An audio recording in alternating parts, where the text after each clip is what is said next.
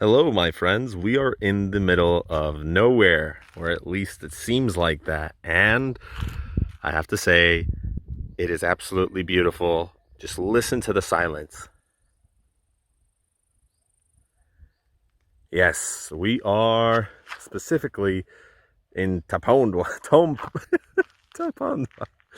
We have a nice statue of Jesus chilling, and actually over there is a national park. So we were just driving from it. And welcome everybody. My name is Michael Lord Kubera. This is the start of today's video. We're kind of in the middle of nowhere, and the reason we are filming here today is because we're discussing about living somewhere well below your means so you can get to FIRE. What is FIRE? Well, that is essentially the whole idea. Financially independent, retire early. You save up enough money when you're 30, 40 years old, maybe even 20, or you start in your teens. You work hard, you save, you're frugal. Maybe you spend a little bit here and there on what you like, but it's not anything super crazy. Maybe you live kind of in the middle of nowhere, but you're a tech entrepreneur, which most of us are interested in tech. Oh my God, look at that. Look at that. That is absolutely beautiful. You don't get that in the city. This is coming from somebody who's lived in a city, in cities actually, for multiple years. And I have to say, it's loud.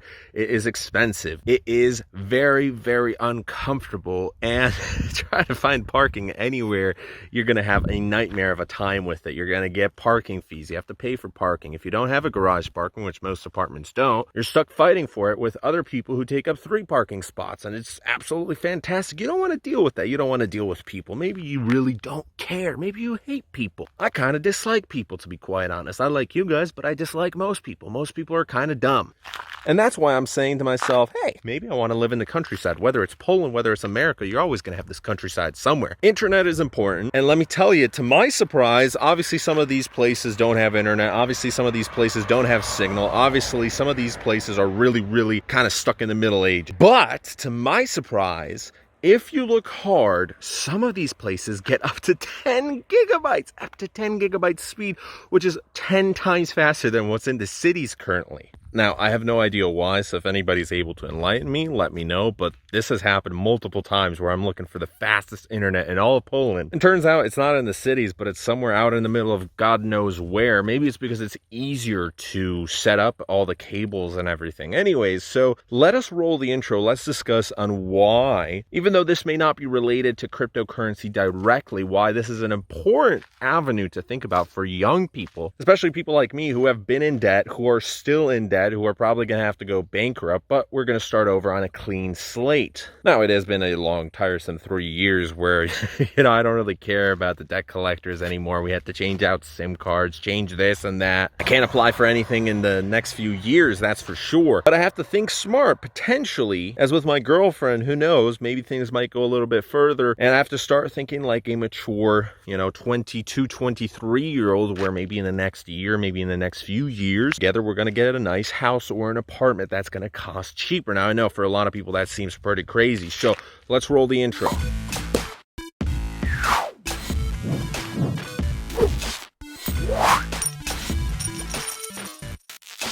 All right, so let's get back to a house. You see, right here is actually a perfect spot. Some people are building houses. Now, they're kind of small, they're kind of towny. You don't have any grocery stores nearby. I'm sure it's, further that way, a few kilometers. I saw a grocery store 7 kilometers the other way, and it was kind of a small one, but you have to sacrifice a few things. So maybe you don't have to be like right here. Maybe it can be a larger place. For example, there was this one place that I went to recently and I visited that had a population of 48,000 people. It was about 2 hours away from Warsaw and about 30 minutes away from Radom. Specifically, it's Skarżysko-Kamienne, so if anybody's Polish, you might be familiar with that. And while I was there, I kind of enjoyed the environment. It was very quiet, it was peaceful. I said to myself, well, let's check out how much apartments cost.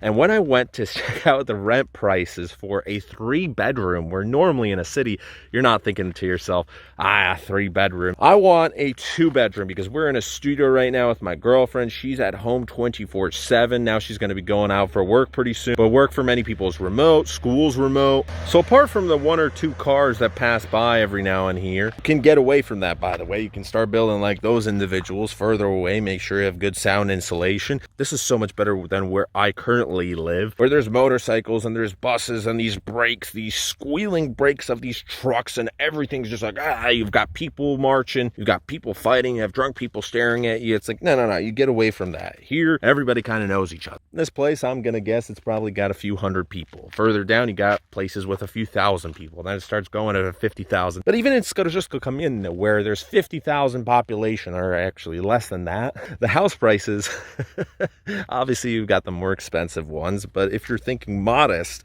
a 3-bedroom I saw you can rent.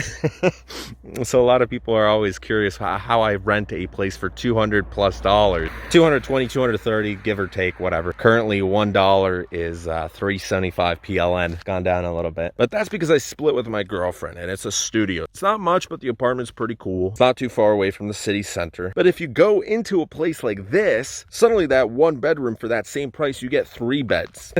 So that's pretty crazy. You get 3 bedrooms plus a kitchen or a living room. It depends on the layout, but you can start renting with another person, or if you're solo, a place for $400. If you're with another person for $200, 3 beds, that's not too bad at all. I actually found places that were cheaper than the one that I have currently in these small places with the 3 bedrooms. So I'd be paying $150. And it's not just the rent prices. If you're planning to purchase a home, which makes sense, and for Americans, this might be very interesting, you're going to find houses that could be available for $50,000, $60,000, $70,000. Obviously, you're going to have to fix them up a little bit, but your total investment might be $100,000, and you might be pretty good. Of course, in the cities, it's going to get up to $200,000, $300,000, but that's still, way better than in America. Average home price in America is what, like $250,000, $300,000, and it's usually a piece of crap. With $250,000, you could get yourself a place and then get other places in larger places, in larger towns, maybe in smaller cities, to rent out for the sole purpose of renting out, so you can live in your house and pay off the mortgage just fine. In places like these, you might,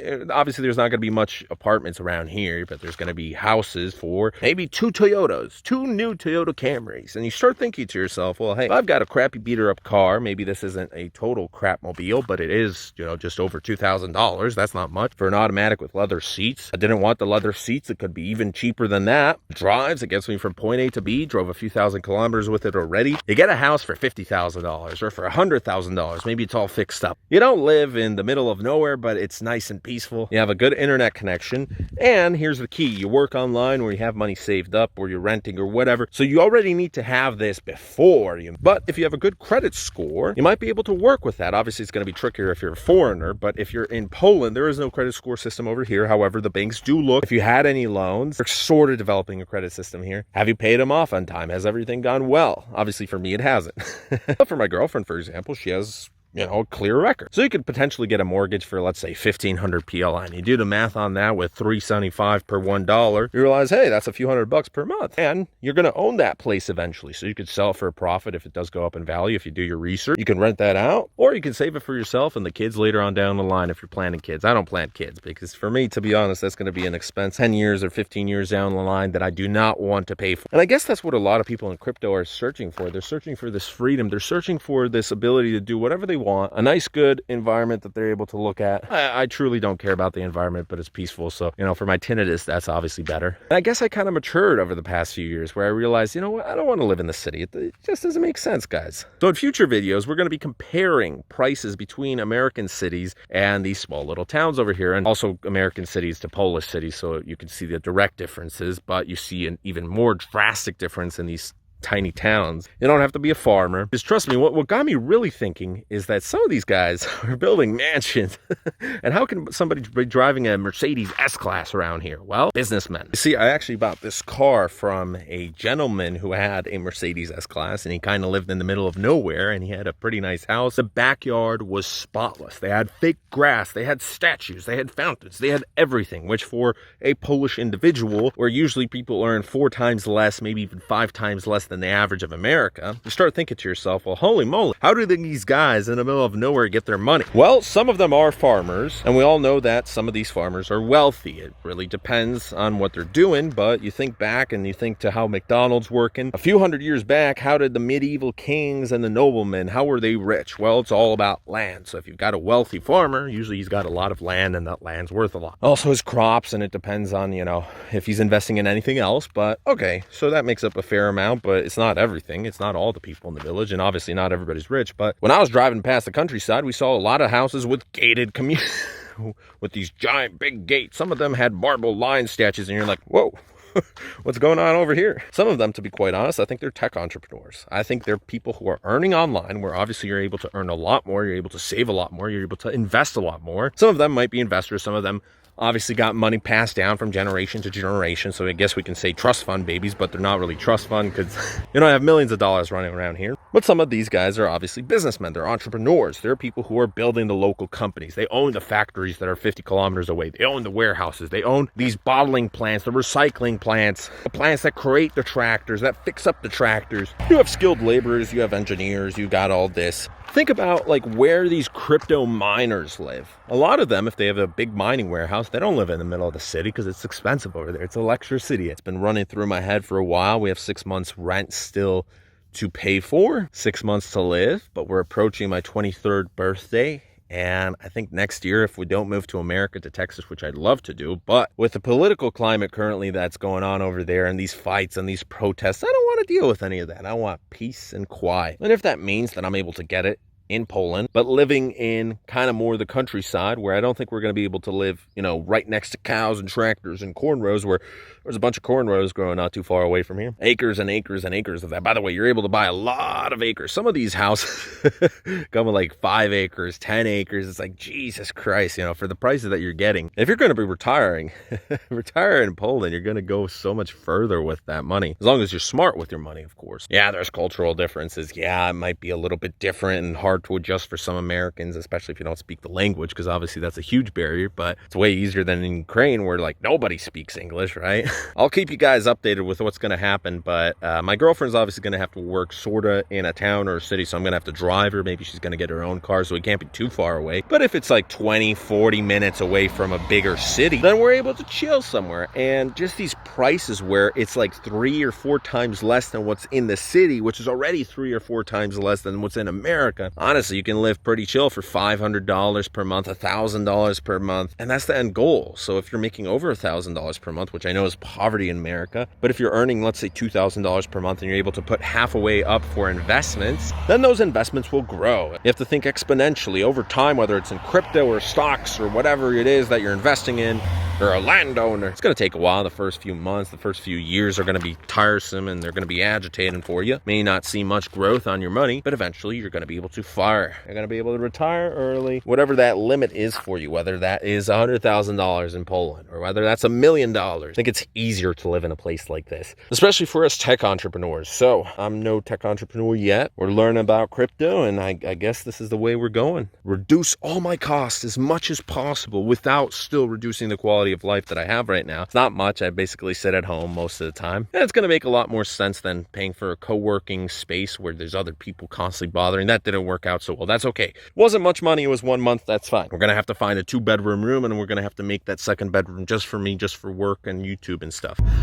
The last thing I wanted to show you guys, hey, some of these houses really aren't bad at all. Like, look at this. What is going on? This is in the middle of the countryside. So there was one individual, I'm driving right now, probably shouldn't be doing this. We're going to do it very quick, and boom, we have corn rows. This is literally 200 meters from where I was recording. So we're heading up the hill, and there was a sign 50 meters from where I was recording where it's like 58 acres for sale. 58. Obviously it's going to cost a lot, but per acre it's going to be cheap. I was looking at house prices in the middle of Wrocław, this city that I'm from. 700,000 per house. That is like, you know, a kilometer from me. Some are even 1 million PLN. While out in, let's say, Skarżysko-Kamienne, you have 300,000, 400,000, obviously 500,000 for the better ones. I would rather take something like that than overpay for something which, by the way, isn't in good condition as well. A lot of these houses are fixer-uppers in the middle of the city. So if you want a nice place, it's going to cost you $1,200,000, $1,500,000. These are huge price difference. We're not too far away from the Czech border. And yeah, it's like 30 minutes away from Wrocław. So on a better day, It's not too bad of a drive. I'm sure that, you know, when it snows, it's a little bit rougher around here, so maybe you should get a nice four-wheel drive SUV. So that's today's video. That was a nice update. We're kind of chilling today. So let's get back to civilization. Although, to be quite honest, I would love to stay here for as long as possible. Drink a nice cool beer. And that is epic, the sun's rays. We're gonna walk around for a little bit because I know you guys want me to lose some weight. Then we're gonna upload and plan out for next year. So this is my goal. This is my dream. Thanks for watching. See ya.